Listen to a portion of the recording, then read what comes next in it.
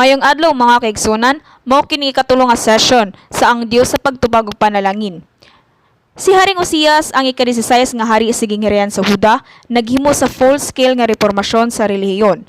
Hangtod niadto, ang amihanang gingharian sa Israel ug ang habagatang gingharian sa Huda nagsimba sa mga Dios ug nagbuhat og dotan at tubangan sa Dios. Syempre, bisan sa wala pang hari nga si Osias, si Asa ug si Ezekias misulayo usab sa pagputli sa relihiyon. Apan si Osias mao ang nagtuman sa usa ka revolusyonaryong reformasyon. Una, naghimo siya og pakigsaad tali sa Dios ug sa katawhan. Diha sa ikaduhang mga hari 23:3 nagingon, mitindog ang hari tupad sa haligi ug sa atubangan sa Ginoo misaad siya nga magmatinumanon siya sa Ginoo ug magbuhat sa tanang tulumanon ug kasuguan sa tibuok niyang kasing-kasing ug kalag ug sa pagtuman sa tanan nga nahisulat sa basahon sa kasabutan ug nanaad usab ang mga tawo.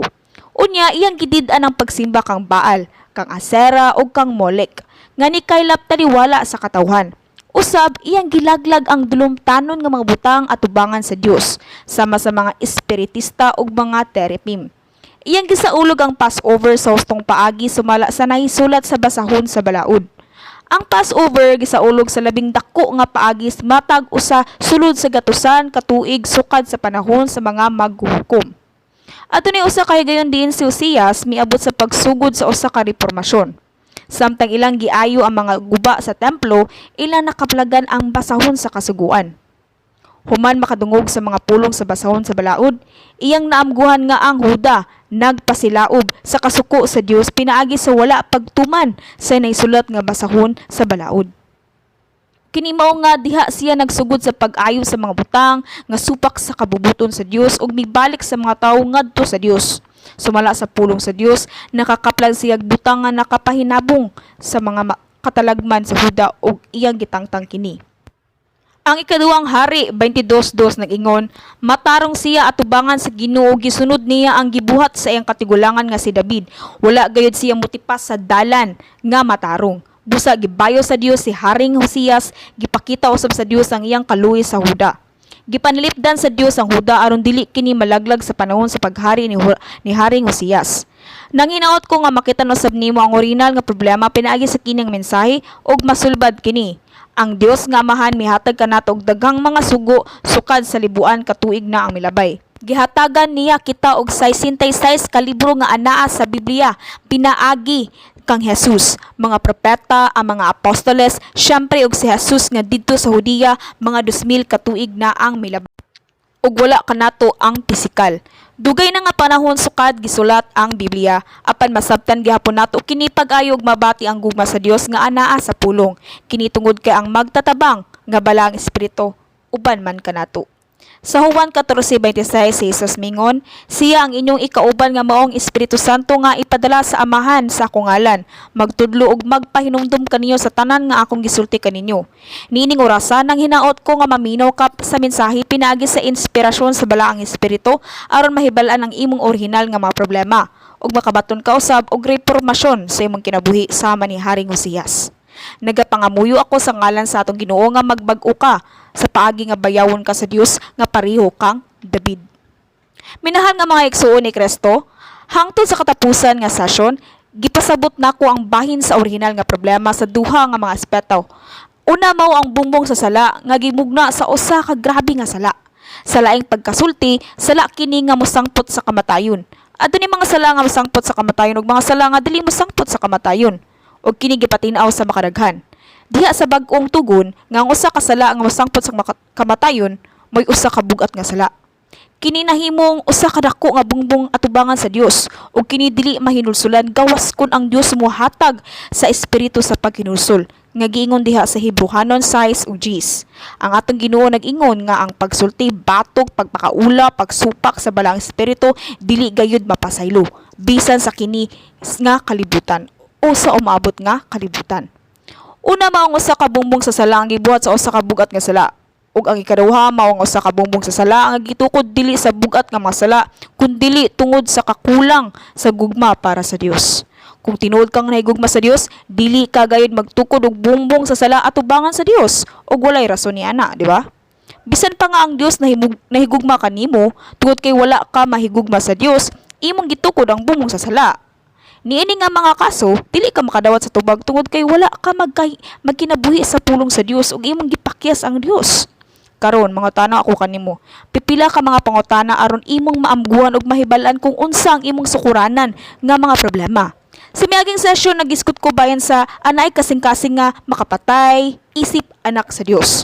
Gipasabot usab nako kung giunsa ang pagsalikway sa ingon niining kasing-kasing kung ana kini kanimo. Gipasabot nako nga ang pagdumot sa imong gison usa ka espirituhanong pagpatay. Mahimo nimong gubon ang daghang bahin sa bungbong pinaagi lamang sa pagsalikway ani nga kasing-kasing sa pagpatay. Kini tungod kay ang bungbong sa sala nga nahimo sa kasina, pangabugbo, paghukom, pagkondenar, dali masuko ug panag-away kay dungan nga malaglag. Kini kay gikan sa pagdumot. Kung wala ka nagdumot ni bisan kinsa panhigugma sa tanan, dili nimo kinahanglan nga masina o bisan nga muhukom, manghimaraot, masuko ug makigaway, di ba? Busa kung isalikway lang nimo kini nga pagdumot o pagpatay, daghang mga butang ang musulbad. Sama sa pagbira nimo sa punuan nga ugat. Ang gagmay nga mga ugat kay mo gawas. Kung imo wagtangon ang kasing-kasing sa pagpatay, ikaw mahimong mga tigpasiugda sa kalinaw nga maaghupon ug mag-alagad sa uban. Ikaw makapahimuot sa Dios sa niining paagi. Busa makadawat ka usab og daghang tubag sa imong mga pag-ampo. Mga kaigsunan, mangutana ko ninyo si kaduwang pangutana, dili ba ikaw adunay pagpanapaw nga nuhuna kung makita ka og lawas nga dili nimo asawa?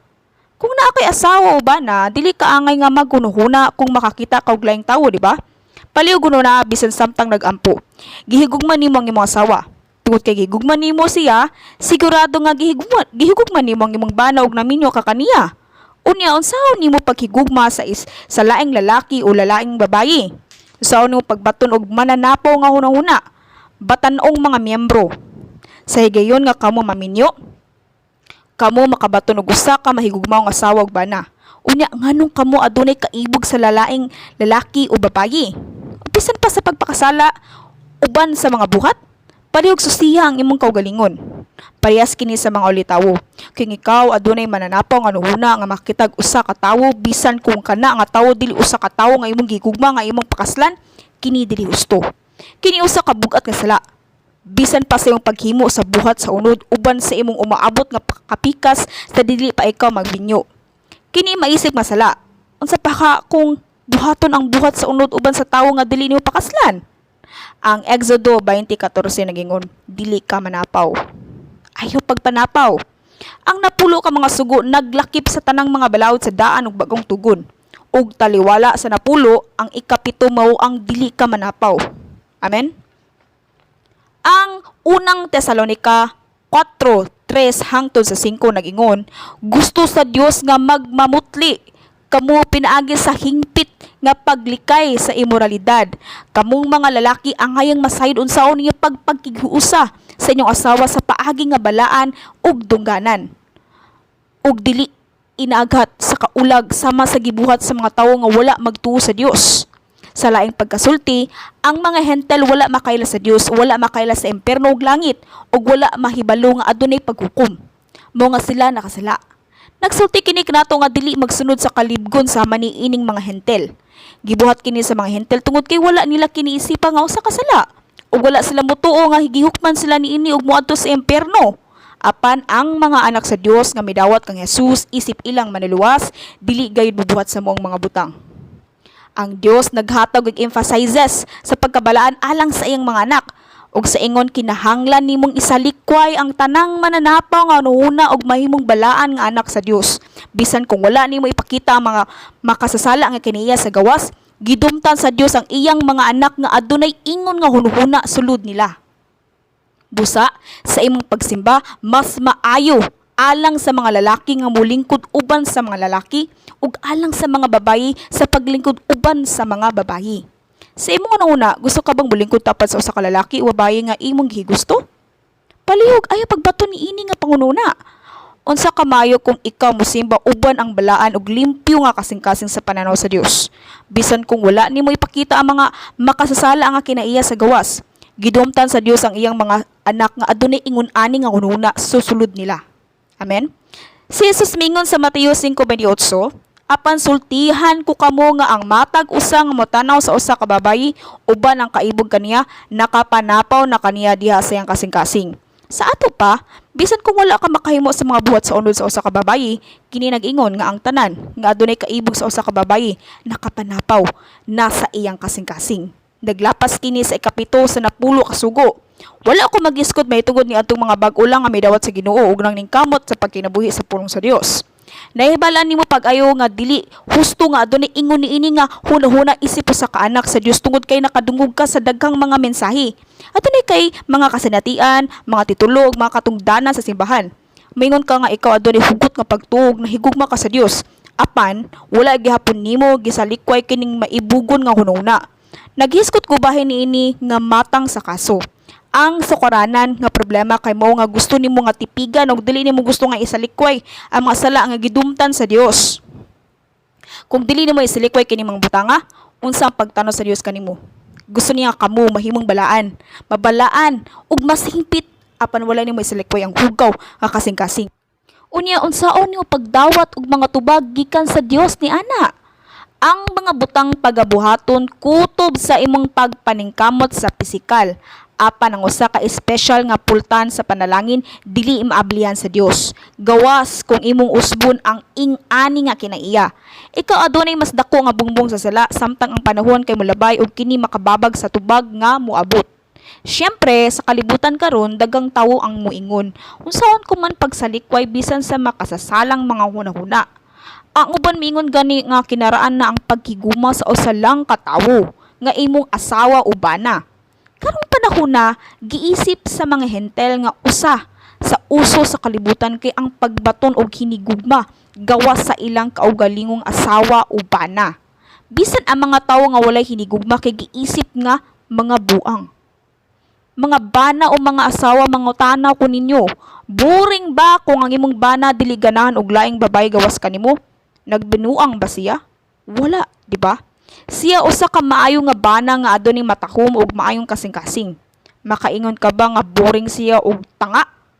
Karon atong balihon.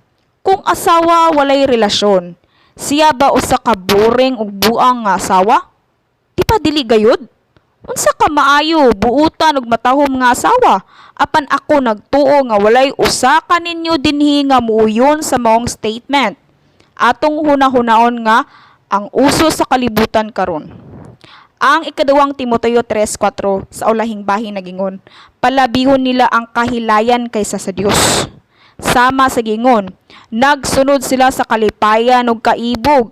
Kini nagingon nga gihigugmao ng Dios labaw sa tanan, apan ang mga tawo na higugma sa kalipayan imbis sa Dios. Tungod niana sa dihang ang mga young adult adunay uyab magsugod sila sa paglaktaw sa Friday all-night service.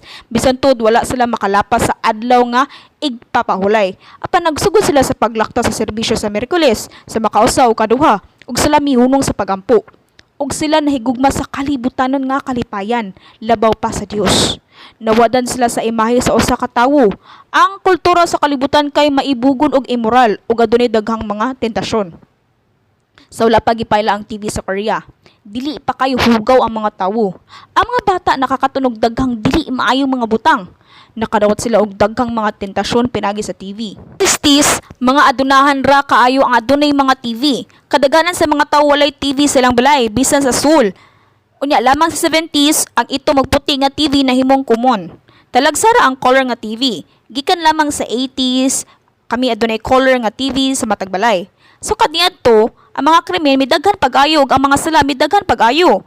Busa ang TV adunay papel sama sa katig palihok sa mga sala. Unsa kamayo kung dili nimo dapat makita, madungog, masulti. Unya dali ka nga mabalaan ug makasulod sa espiritu ug bug-os nga espiritu.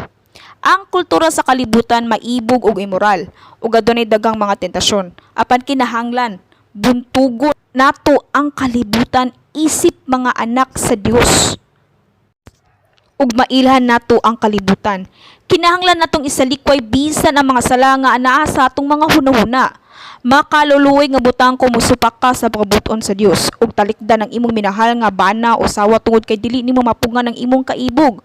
Tungod ini pila ka pamilya ang naguba. Pila ka banog asawa ang nagdiborsyo. Pila ka bata ang nakaangkon og miserable nga kinabuhi tungod niini. Pila ka tawo ang nagpatay pinagi sa pag-abot sa ilang bata. Sa laing bahin, kung mahimo nimong higugmaon ang imong banaw o asawa sa tibuok kasing-kasing o pagsalig sa usag-usa, unsa ka tinud kini sa pananaw sa Dios. Karon daghan mig pamilya nga ingon ani sa among simbahan. Dako kayo silag pasalamat nako kung wala pa sila moanhi niini nga simbahan, matud nila nagdiborsyo unta sila ug ang uban kanila naghikog. Apan human sa pag-ani niini nga simbahan, nausab sila sa mga pulong sa kamatuoran ug karon makabot na nila ang malipayong pamilya nga dili magdiborsyo o maghikog. Nag-ingon sila nga ang ilang mga anak kanunay nga matahom nga nagtubo. Ug usab kung wala kay kaibog diha kanimo, magmalinawan ka tungod kay dili ka kinahanglan nga makigbisog niini. Makasalig ka sa atubangan sa Dios aron kanunay kang makaampo nga maisugon. Sama usab sa mga nagpabiling daga o ulitawo. Dako kayo nga panalangin nga magpabiling putli ang imong lawas o kasing-kasing hangtod nga mabarug ka isip pangasawon sa Ginoo. Karon, aron mahimamat ang atong balaan, maayog hingpit nga pamanhunon, kita kinahanglang bug-os nga kwalipikado isip mga pangasawunon. Apan kung gihugawan nimo ang imong kaugalingon sa kalibgon o pagpanapaw pinaagi ni ining mga butanga, kay dili ka kwalipikado isip mga pangasawunon. Unsaon nimo pagsugat sa atong Ginoo? Ang Dios Amahan mobayaw kanimo sa kahitasan dinhi sa yuta ug sa gingharian sa langit. Busa nang hinaot ko nga magampo ka hangtod nga isalikway nimo sa hingpit ang tanang matang sa mananapaw nga hunahuna. Mahimo nimong isalikway ang mga sala kung gidumtan nimo sila gikan sa imong kasing-kasing. Kung napuno ka sa kapuno sa espiritu, imong maamguhan kung unsa kahugaw ang hunahuna sa mananapaw. Kasilagan nimo ang kamatuoran nga ikaw aduna ing ani nga kasing-kasing diha kanimo. Apan kung wala ka makahimo sa pagsalikway sa mananapaw nga hunahuna, giawhag ko ikaw nga makaamgo sa imong orihinal nga kasing-kasing. Pananglitan, kung nahibal-an nimo ang usa ka butang nga sayop bahin sa pakighilawas sa sayong bahin sa imong kinabuhi. Kinahanglan nimo kining birahon kini ug usbon usab ang imong mga pagbati bahin niini. Kinahanglan nimo nga mahibal-an kung ngano nga ikaw adunay ingon nga hiwi nga ideya sa mahitungod sa pagkighilawas ug ilabay gyud kini. Kikuha nimo ang dili dapat nimo himuon. Tungod lamang kay ang kalibutan karon ingon ni ana ug ang mga hentel dito nagbuhat sama ni ana. Apan ang mga hentel mo abot sa impierno, dili ba? Unya kinahanglan ba nimong sundon sila sa impierno? Tungod kay nahibalan nimo ang kamatuoran, ang langit, ang Dios ug ang paghukom karon dili ka kinahanglan nga mosunod kanila apan muadto lamang sa dalan sa langit. O kinahanglan nga wala nimo kiniisipa nga sala tungod sa sayop nga sugdanan sa paghukom o paagi sa pagkinabuhi. Unya gikan karon makita nimo ang tanan pinagi lamang sa sumbanan sa kamatuoran bisan pag moingon ka nga wala kay mananapaw nga hunhuna. Awhagon ko ikaw kamo sa pagsusi sa imong kasing-kasing sa inyong kasing-kasing kung tan-awon ninyo ang imong kasing-kasing mahimo nimong makita ng ingon nga huna-huna nga wala nimo mahibalaan. Pananglitan, ang ubang mga tawo nag-ingon nga ang mga higala sa kaatbang nga gender mas komportable kaysa sa parehas nga gender. Dugang pa, ang pipila kaninyo adunay laing-laing mga batasan sa pulong, aksyon ug ekspresyon sa nawong sa dihang makigtagpo ka sa mga tawo sa kaatbang nga gender. Gusto nimo ang mga tawo nga parehas nimong gender, apan dili dapat ka mahimong homosexual. Sama sa daang tugon diha sa Biblia. Atong makita kung unsa kadako ang pagdumot sa Dios sa homosexualidad. Wala ako nag-ingon nga kining tanan nga mga butang nagikan sa pagpangibog nga 100%. Apan kinahanglan nimong maamguhan nga mahimo nimong isipon nga natural ang pagtingwa sa usa ka tawo nga kaatbang nga gender o dili ka mabinantayon bahin niini. Karon nga mga anak na kamo sa Dios, nang hinaot ako nga isip mga anak sa Dios, isalikway ninyo ang mga sala nga gidumtan sa Dios. Giawhag ko kamo sa ngalan sa Ginoo nga inyong gubon ang tanang mga bumbong sa sala pinaagi sa paghugas sa inyong kasing-kasing sa tubig sa pulong sa Dios. Ug dayon pangutan na ang mga tubag nga adunay putli nga kasing-kasing. Adunay dagang mga tawo nga wala makadawat sa mga tubag tungod nini. Dugang pa, adunay mga tawo nga dili makadawat sa mga tubag tungod kay sila nagbuhat sa mga buhat sa unod bisan nga nahibalan nila ang kamaturan. Minahal nga mga kaigsunan diha ni Kristo, dili ba kamo malipay sa paghinlo sa inyong lawo mga kasing-kasing pinaagi sa pulong sa Dios? Unsa ka malipayan kung ang imong kasing-kasing na hinluan pinaagi sa pulong? Karon tuguti ako sa paghatag kaninyo sa ikatulo nga pangutana. Wala ka ba'y tingwa sa pagpangawat? Ang Exodo 20:15 nag-ingon, dili ka mangawat, Kini nga ikawalo nga sugo taliwala sa napulo ka sugo.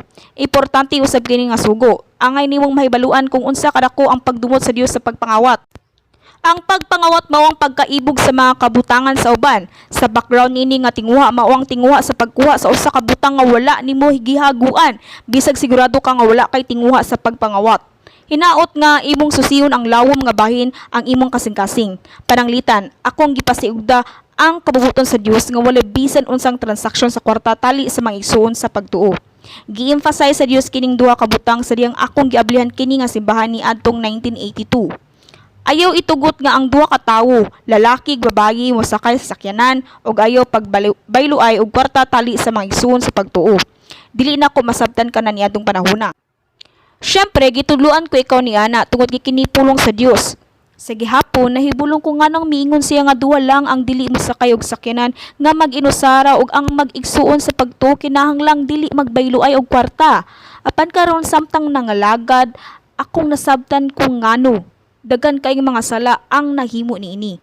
Ang usa ka lalaki ug usa ka babaye nagsakay sa auto nga naginusara ug sa kadaghanan nga mga kaso sila nanapaw sa ulahi.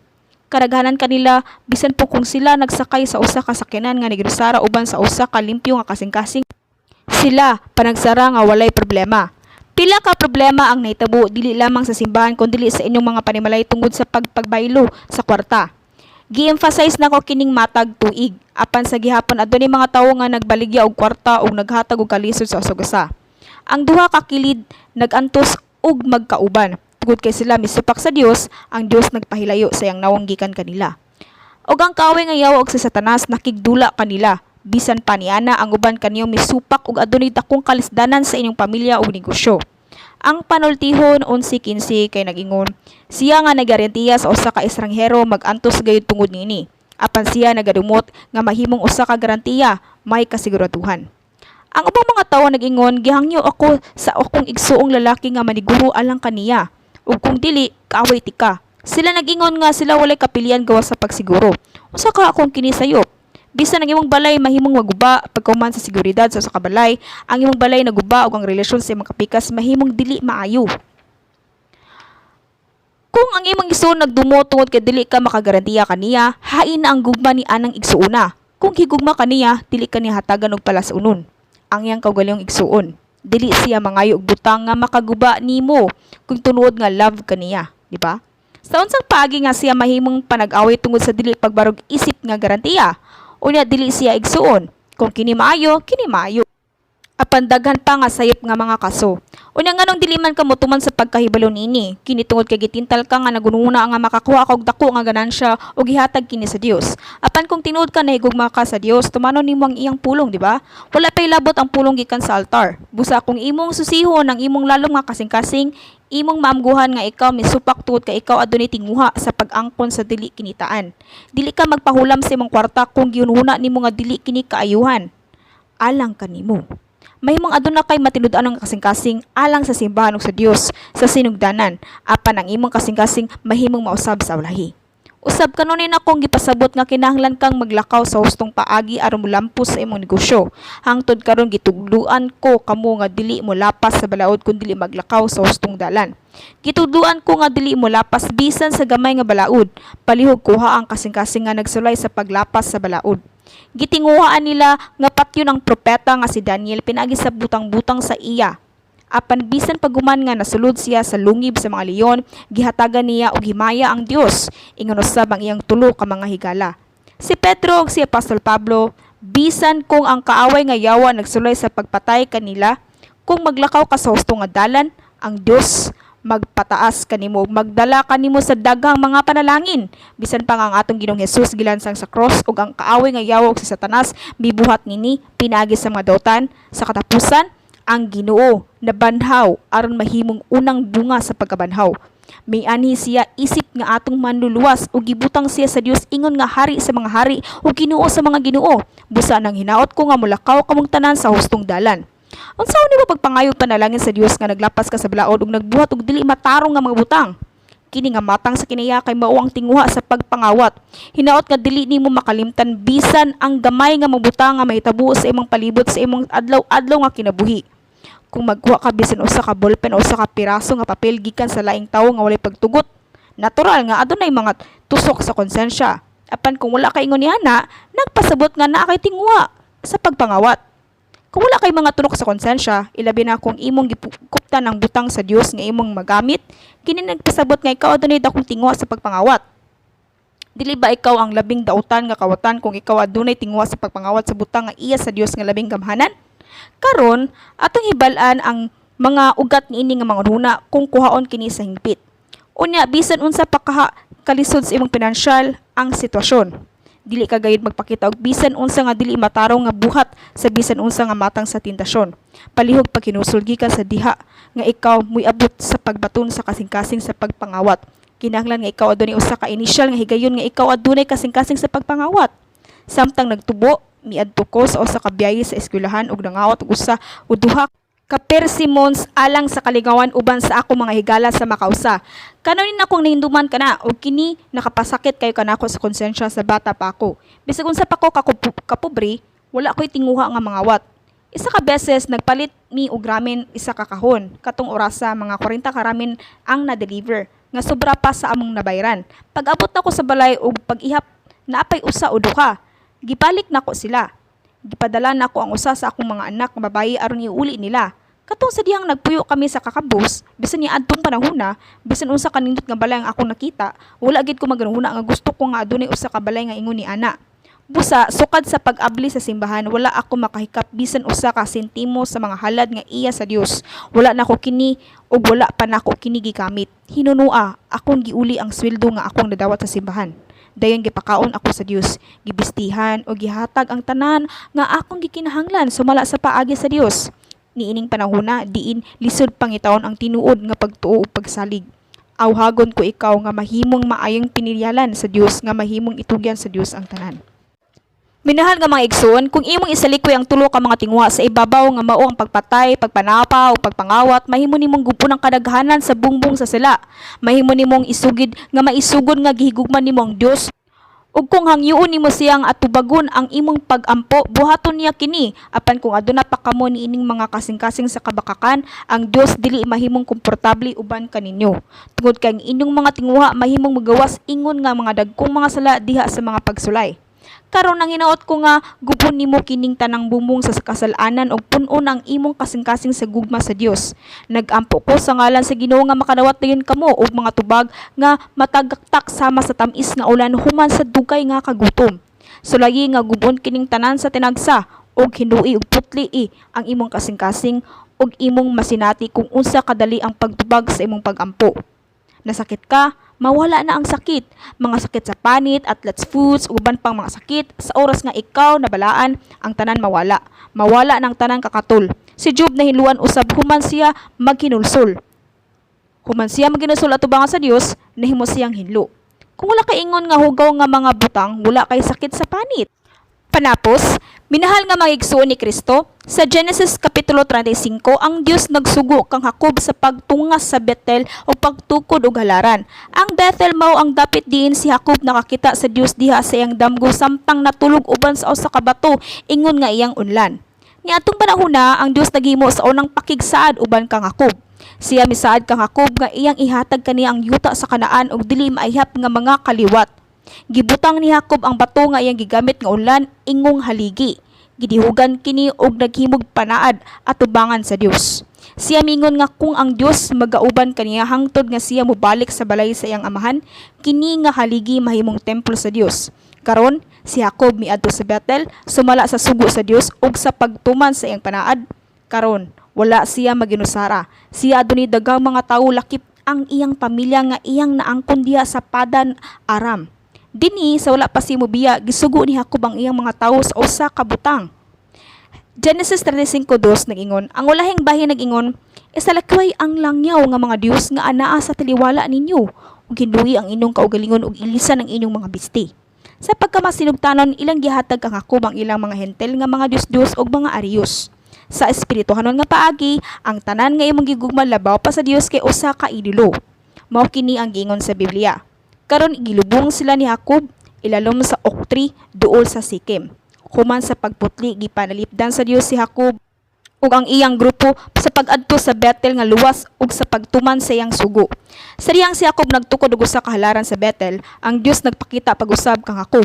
Gipahinumduman siya sa Dios sa unang pakigsaad nga gihimo sa Bethel ug misaad pag-usab kang Jacob. Kini ang panahon sa pagputli sa atong kaugalingon, nga mao ang pagsulbad sa atong sukaranang mga problema ug pagbaton sa balaang sangtuaryo sa atong kasing-kasing ug paghalad og usa ka matahom nga pagsimba sa atubangan sa Dios. Unsa man ang rason nga gitigom ka sa Dios ubos sa ngalan nga manmin? Dili lamang kini alang sa paghatag kanimo og personal nga mga panalangin. Si adunay plano sa paggamit kaniyo ingon nga inyang mga workers aron makabot ang dakong sangtuaryo. Kalibutan ang pag-emanghelyo ug ang pag-abot sa atong nasod. Gitawag kaniya aron makuha nimo ang bagong Jerusalem, ang siyudad sa himaya human matuman ang tanan sa ibabaw. Karon aduna bay bisan kinsa kaninyo nga nakalimot ini nga saad tungod sa pagkagsamuyo sa inyong kaugalingon nga hinay kaayo nga nausab. Karong dili na lang nimo ibutang tanang butang nga dili gusto sa Dios ilalom sa kahoy nga ok. Ang kahoy nga ok nagsimbolo sa pagtuo. Ako moawhag kaninyo nga pagsalikway kanila uban sa hugot nga pagtuo ug kalipay. Si Abraham kanunay nagtukod og halaran, ilalom sa kahoy nga ok. Nganuman, sa mata gigayon nga iyang makita ang bunga sa usa ka kahoy nga ok, siya mapahinumduman sa saad sa Dios. Nagkununa siya sa dili maihap nga mga kaliwat sama sa dili maihap nga bunga sa usa ka kahoy nga ok. Ubos sa kahoy nga ok, si Abraham nagtukod og usa ka halaran, pinaagi sa paghangad sa kahoy, mitubo ang iyang pagtuo. Ang kahoy nga ok nagsimbolo sa pagtuo.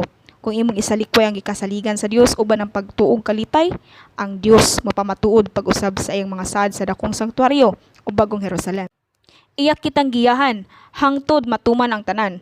Hinaot nga makaabot ka sa bagong Jerusalem pinagi sa ligon nga pagsalig sa gugma sa Dios nga misugat kanimo sa diyang ikaw sama ni Jacob nga natulog uban sa usa ka batong ingon nga unlan ug kinsa nga nagiya kanimo hangtod karon ug kinsa dili makalimot sa iyang mga saad.